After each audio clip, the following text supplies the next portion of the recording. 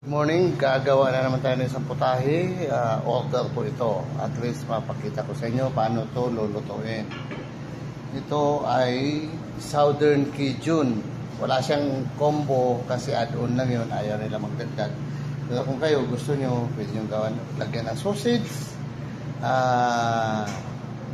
potato, mais, or any seafoods. Kung sa bahay, pwede nyo dagdagan. Like squid, or anything na seafoods na magmamatch siya sa crabs at saka shrimp. Okay? Okay, mag-iisip na tayo. Ito, malapit ng December. Dapat, dapat yung matutunan. Pagdating ng siyempre, pwede kayo na lang mag-ito sa bahay. Pwede lang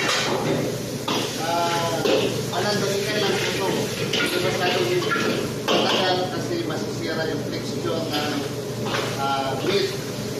So, hindi pwede ito overcook. Dapat yung tama-tama lang.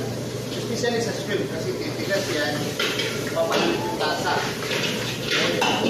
Pati yung meat niya, magiging matigas.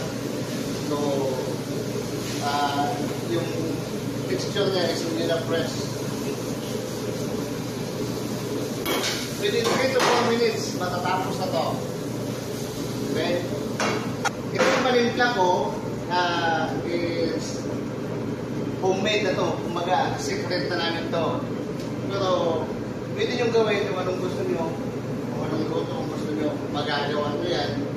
Depende sa lasa na gusto nyo. Okay? Okay. Kaya na natin ito, tatakpan para mas madali. Within 3 to 4 minutes, doktor na po ito. Okay, matapos na tayo. Ito, gagawin na tayo. Ang gamitin nyo, mas maganda is potato starch. Kasi yung texture ng pagiging malapot niya is mas maganda. Hindi siya malulusaw na agad. So, wala. Finalize na natin. Dapat, pag mag-gaw-gaw, konti-konti, para malalaman natin yung texture ng sauce, hindi siya magiging malapot. Wala pa, dagdagan. Okay. Tayo.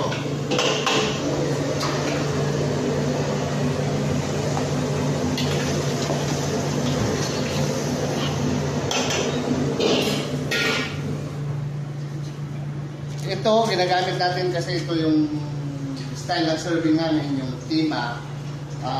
Parang budol pipe. Ito pinaglagyan natin is cellophane, pero food bag. Design siya para sa mga pagkain. Hindi siya makasisira. Health. At saka ito yung pagka-toppings natin. Okay? Okay. Ready to serve na to. Okay. Next time, iba na naman. So ito, tapos na tayo. Next time, iba na naman ang gagawin natin. Salamat!